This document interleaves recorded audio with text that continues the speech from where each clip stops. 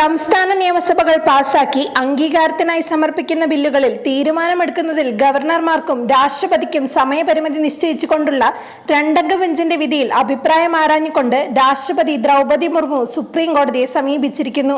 നിയമപരവും പൊതുതാൽപര്യ പ്രാധാന്യവുമുള്ള വിഷയങ്ങളിൽ പരമോന്നത കോടതിയുടെ അഭിപ്രായം ആരായാൻ രാഷ്ട്രപതി അനുവദിക്കുന്ന ഭരണഘടനയുടെ അനുച്ഛേദം 143(1) പ്രകാരമാണ് മുർമു സുപ്രീം കോടതിയെ സമീപിച്ചത്. തമിഴ്നാട് ഗവർണർ RN രവി നിയമസഭ പാസാക്കിയ 10 സുപ്രധാന ബില്ലുകളിന്മേൽ തീരുമാനമെടുക്കാതെ തടഞ്ഞുവെക്കുക, ഗവർണർ തിരിച്ചയച്ച ബില്ലുകൾക്ക് ഭരണഘടനാനുസൃതമായി അംഗീകാരം നൽകാതെ അവ രാഷ്ട്രപതിയുടെ പരിഗണനയ്ക്കായി അയച്ചു നൽകുക, രാഷ്ട്രപതി അത്തരം ബില്ലുകളിൽ തീരുമാനം കൈക്കൊള്ളാതെ അനന്തമായി വെച്ചു താമസിപ്പിക്കുക തുടങ്ങിയ അസാധാരണ സാഹചര്യത്തിലാണ് സംസ്ഥാനം സുപ്രീം കോടതിയെ സമീപിക്കാൻ നിർബന്ധിതമായത്. കേരളം ഉൾപ്പെടെ പ്രതിപക്ഷ പാർട്ടികൾ ഭരിക്കുന്ന പല സംസ്ഥാനങ്ങളിലും സമാന സാഹചര്യത്തെ നേരിടേണ്ടി വരികയും സുപ്രീം കോടതിയെ സമീപിക്കാൻ നിർബന്ധിതമാവുകയും ചെയ്തിട്ടുണ്ട്. ജസ്റ്റിസുമാരായ പർഡിവാല, മഹാദേവൻ എന്നിവരുൾപ്പെട്ട ബെഞ്ച് ഏപ്രിൽ 8 പുറപ്പെടുവിച്ച വിധിന്യായം ഗവർണർമാർ രാഷ്ട്രപതിയുടെ അംഗീകാരത്തിന് സമർപ്പിക്കുന്ന ബില്ലുകളിൽ ഭരണഘടനയുടെ അനുച്ഛേദം 201 അനുസരിച്ച് നടപടി സ്വീകരിക്കാൻ 3 മാസത്തെ സമയപരിമിതി നിശ്ചയിക്കുകയുണ്ടായി. സമാനമായി നിയമസഭകളിൽ പാസാക്കുന്ന ബില്ലിൽ അനുച്ഛേദം 200 പ്രകാരം തീരുമാനമെടുക്കാൻ ഗവർണർമാർക്കും സമയപരിമിതി നിശ്ചയിച്ചു.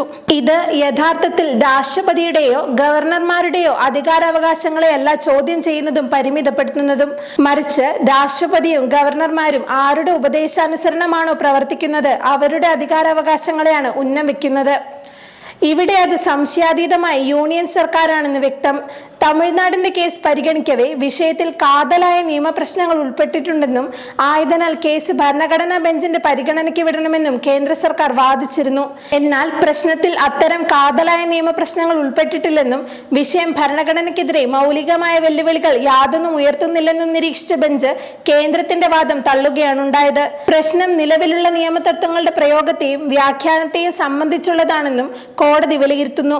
സുപ്രീം കോടതി രണ്ടംഗ ബെഞ്ചിന്റെ ഈ നിരാസത്തോടെ ഭരണഘടനാ വ്യവസ്ഥയ്ക്ക് വിധേയമായി രാഷ്ട്രപതി സുപ്രീം കോടതിയുടെ അഭിപ്രായം ആരായുകയെന്ന മാർഗത്തിലൂടെ കേസ് ഭരണഘടനാ ബെഞ്ചിന് മുന്നിൽ എത്തിക്കുക എന്ന തന്ത്രമാണ് ഇപ്പോൾ മോഡി സർക്കാർ പയറ്റുന്നത്. ഇതോടെ രാഷ്ട്രപതി ഉപദേശമാരാഞ്ഞ് സമർപ്പിച്ചിരിക്കുന്ന 14 ചോദ്യങ്ങൾക്ക് മറുപടി നൽകാൻ ഒരു ഭരണഘടനാ ബെഞ്ച് രൂപീകരിക്കാൻ സുപ്രീം കോടതി ഭരണഘടനാപരമായി നിർബന്ധിതമായിരിക്കുകയാണ്. തമിഴ്നാടിന്റെ കേസിൽ വിധി പറയുമ്പോൾ സുപ്രീം കോടതി രണ്ടംഗ ബെഞ്ച് രാഷ്ട്രപതിക്കും ഗവർണർമാർക്കും സംസ്ഥാന നിയമസഭകൾ പാസാക്കിയ ബില്ലുകളിൽ തീർപ്പ് കൽപ്പിക്കുന്നതിന് യാന്ത്രികമായി സമയപരിമിതി നിശ്ചയിക്കുകയല്ല ഉണ്ടായതെന്ന വസ്തുത ഇവിടെ പ്രസക്തമാണ്. അതിന് സുപ്രീം കോടതി ബെഞ്ച് സർക്കാരിയെ പൂഞ്ചി കമ്മീഷനുകൾ പ്രസ്തുത വിഷയത്തിൽ സമർപ്പിച്ച ശുപാർശകളെയും കേന്ദ്ര ആഭ്യന്തര മന്ത്രാലയം ഇക്കാര്യത്തിൽ 2016 ഫെബ്രുവരി 4 പുറപ്പെടുവിച്ച ഓഫീസ് മെമ്മോറണ്ടത്തെയുമാണ് ആശ്രയിച്ചിരിക്കുന്നത്.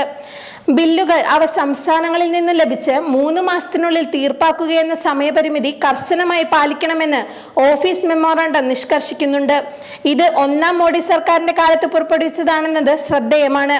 മറിച്ചുള്ള ഏതു വാദവും അവസരവാദപരവും മോദി സർക്കാരിന്റെ തന്നെ പ്രഖ്യാപിത നയങ്ങൾക്ക് വിരുദ്ധവുമാണ്. നിയമസഭകൾ പാസാക്കി അംഗീകാരത്തിന് സമർപ്പിക്കുന്ന ബില്ലുകളിന്മേൽ ഗവർണർമാരെ പോലെ തന്നെ രാഷ്ട്രപതിക്കും അനന്തമായി അടയിരിക്കാനാവില്ലെന്നും അക്കാര്യത്തിൽ ഗവർണർമാർക്കോ രാഷ്ട്രപതിക്കോ സമ്പൂർണ്ണ വീറ്റോ അധികാരമില്ലെന്നും സുപ്രീം കോടതി വിധി അസന്ദിഗ്ധമായി വ്യക്തമാക്കുന്നു. അത് മോഡി സർക്കാരിനെ പോലെ ഒരു സ്വേച്ഛാധികാരി ഭരണകൂടത്തിന് ഒരിക്കലും സ്വീകാര്യമോ അംഗീകരിക്കാനാവുന്നതോ അല്ലെന്ന് വ്യക്തം. രാജ്യത്തിന്റെ ഫെഡറൽ സംവിധാനത്തെ തകർക്കാനും തങ്ങളുടെ ഏകഛത്രാധിപത്യം ഉറപ്പിക്കാനുമുള്ള ശ്രമത്തിലാണ് സുപ്രീം കോടതി ഫലത്തിൽ തടയിട്ടിരിക്കുന്നത്. രാഷ്ട്രപതി മുർമുവിന്റെ സുപ്രീം കോടതി റെഫറൻസ് യഥാർത്ഥത്തിൽ ലക്ഷ്യം വെക്കുന്നത് പരമോന്നത കോടതി അടക്കം നീതിപീഠങ്ങളെയും നീതിന്യായ വ്യവസ്ഥയെയും തങ്ങളുടെ ഫാസിസ്റ്റ് മുഖത്തിന് കീഴിൽ കൊണ്ടുവരികയെന്നതാണ്. ഭരണഘടനാ മൂല്യങ്ങൾക്കും നീതിപീഠങ്ങളുടെ വിവേകത്തിനും നിഷ്പക്ഷതയ്ക്കും ഭരണഘടനയ്ക്ക് കീഴിലുള്ള സ്വതന്ത്ര നിലനിൽപ്പിനും നേരെയാണ് രാഷ്ട്രപതിയുടെ റെഫറൻസിന്റെ രൂപത്തിൽ മോഡി സർക്കാർ വെല്ലുവിളി ഉയർത്തുന്നത്.